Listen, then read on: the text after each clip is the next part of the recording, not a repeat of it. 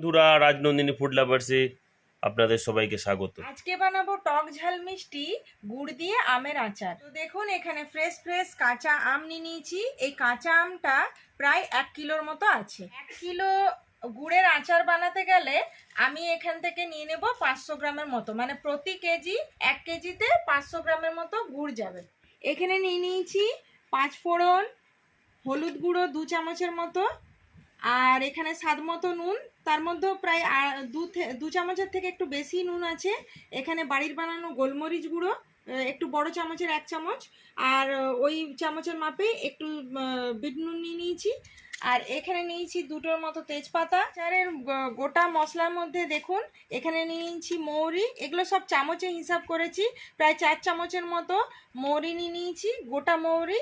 আর 2 চামচের মতো মেথি নিয়েছি, 2 চামচের মতো নিয়েছি সর্ষে, মতো নিয়েছি জোয়ান, 1 চামচের মতো নিয়েছি গোটা জিরে। আর আমি একটু স্বাভাবিক ঝাল করব, সেই জন্য গোলমরিচ গুঁড়োতে নিয়েছি, ওই জন্য 4টের মতো শুকনো লঙ্কা নিয়েছি। ঝালটা নিজেদের মতো একটু কম বেশি করে নেবেন। আর বড় বড় এলাচ নিয়েছি 2টো। তো এগুলোর খোসাগুলো নেব না, একটু গরম করে নেব, দিয়ে এর ভিতরে যে বীজটা সেটাকে বের করে নেব। আর এই দেখুন ছোট এলাচ মোটামুটি কিছুগুলো নিয়ে নিয়েছি। আর দেখুন এখানে লবঙ্গ কিছুটা পরিমাণে নিয়েছি। আর এই 2 টুকরো মতো আমি দারচিনিও নিয়েছি। তো এইটা সমস্ত কিছুই গোটা গোটা নিয়েছি। এটা হালকা জাস্ট কড়াইয়ে সতে করে নেব আর মিক্সিতে গুঁড়ো করব, কারণ এটাই হলো মেন আচারের মশলা। আমটা হালকা ছুলে নেব, আর ছুলে নিয়ে এরকম মিডিয়াম মিডিয়াম সাইজের কাটিং করে নেব। কড়াই গরম হতে দিয়ে দিয়েছি।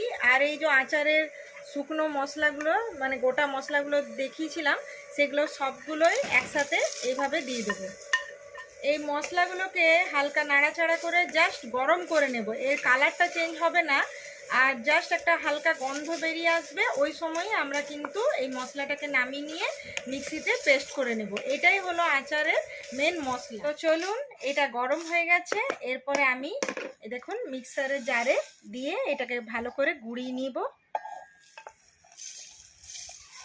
আচারের মশলা রেডি হয়ে গেছে, দেখতেই পাচ্ছেন, আর এত সুন্দর গন্ধ বেরিয়েছে, মানে কিছু বলার নেই। তো অবশ্যই এই রেসিপিটা ট্রাই করবেন, আর এইভাবে গুড়ের আচার বানিয়ে কমেন্টে জানাবেন যে কেমন লাগলো এইভাবে গুড়ের আচার। তো এখানে কড়াই বসিয়ে নিয়েছি, আর এর মধ্যে দিয়ে দেব এই দেখুন 4 চামচের মতো তেল, সর্ষের তেল দিলাম। গরম হয়ে গেছে, এর মধ্যে দিয়ে দেব 5 ফোড়ন, 5 ফোড়ন দিয়ে দিলাম। এরপর দিয়ে দিলাম তেজপাতা। এরপর ভালো করে নাড়াচাড়া করে নেব। তো দেখুন এই 5 ফোড়ন আর তেজপাতা গরম তেলের মধ্যে গেছে, আর একটা দারুণ গন্ধ বেরিয়ে আসছে। তো এরই মধ্যে দিয়ে দেব এই দেখুন কেটে রাখা আমগুলোকে। এই আমগুলোকে ধুয়ে কেটে আর জল ঝরিয়ে আগেই রেখে নেওয়া হয়েছে। তো চলুন এই কেটে রাখা আমগুলোকে এরপর দিয়ে দেব।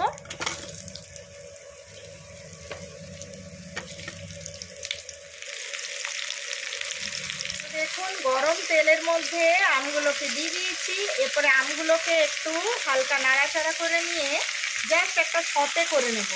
দেখতেই পাচ্ছেন, মানে হালকা জাস্ট তেলে একটু হালকা ফ্রাই ফ্রাই ব্যাপারটা হয়, মানে ওই রকম হালকা একটা সতে ব্যাপার করব, মানে পুরো যে কুক করব তা নয়। দেখতেই পাচ্ছেন একটা, এই দেখুন গরম তেলের মধ্যে দেওয়ার পরে কেমন হয় আমগুলো, এইরকম জাস্ট একটা ব্যাপার হবে। তো এটা চলুন একটু নাড়াচাড়া করে নিই এইভাবে। তো দেখুন আমি আমটাকে জাস্ট সতে করে নিচ্ছি, কালারটা দেখতে পাচ্ছেন তো চেঞ্জ হয়ে আছে।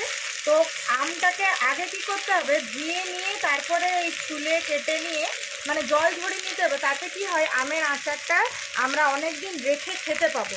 আর এটার মধ্যে যদি জল থাকে না, তাহলে অনেক দিন রেখে খাওয়া যাবে না।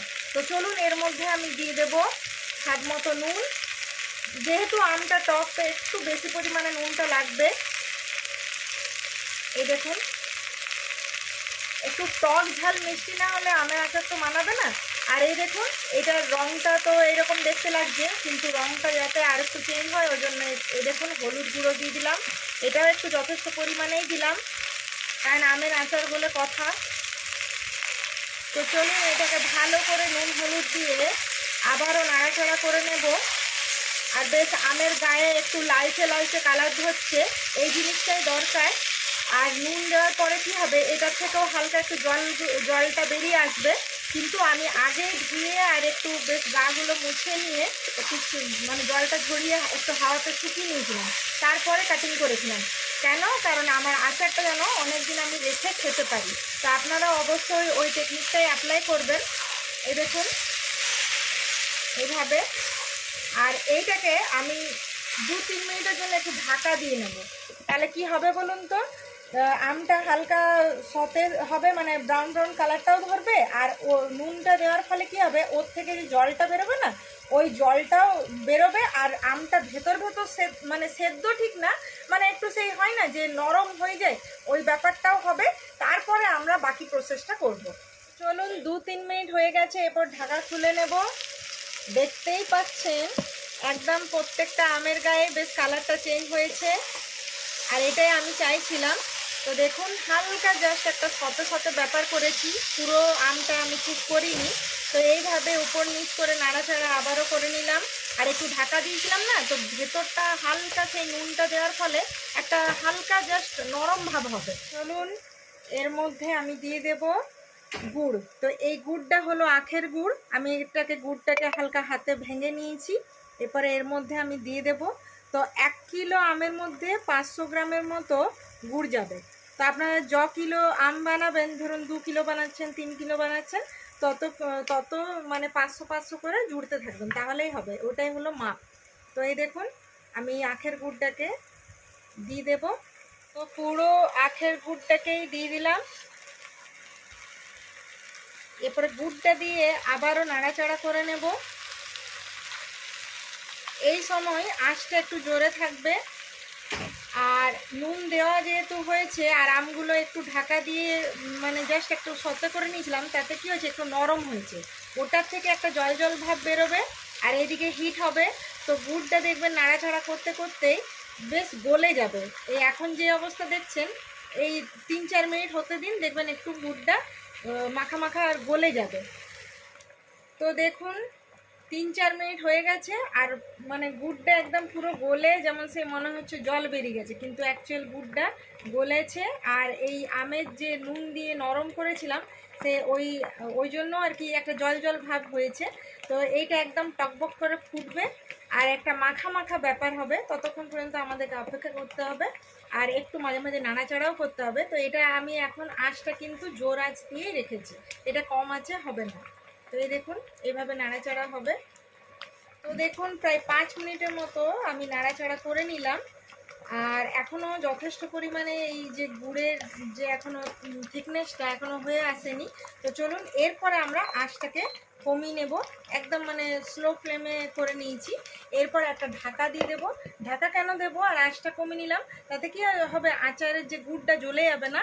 আর একদম স্লো ফ্লেমে আর ঢাকা দিয়ে করলে কি হচ্ছে, এই গুড়ের যে গরম হিটটা আছে আর নুন আছে, ওরই মধ্যে না আমটা কুক হয়ে যাবে, মানে আমটা ভেতর পর্যন্ত নরম সফট হয়ে যাবে, আর আচারটা দারুণ খেতে লাগবে। আর দেখবেন কিছুক্ষণ পরে ঢাকাটা যখন খুলবো, তখন গুড়টাও না এরকম জল জল থাকবে না, একটা মাখা মাখা ব্যাপার হয়ে যাবে। প্রায় 10 মিনিটের মতো হয়ে গেছে, এরপরে ঢাকা খুলে নেব। দেখতেই পাচ্ছেন আগের থেকে গুড়টা একটু মাখা মাখা ব্যাপার হয়েছে, আর আমগুলো দেখে বোঝা যাচ্ছে এই দেখুন সেদ্ধও হয়ে গেছে। তো দেখতেই পাচ্ছেন খুবই সুন্দর একটা মানে চেহারা তৈরি হয়েছে। তো এইভাবে অবশ্যই বাড়িতে বানাবেন, আর সকলে মিলে এটা খাবেন, ছোট বড় মানে সবাই মিলে, কারণ এখন গরমকালে মানে আমের আচার না খেলে মানে এটা আর কি অনেক বড় মিস করবেন।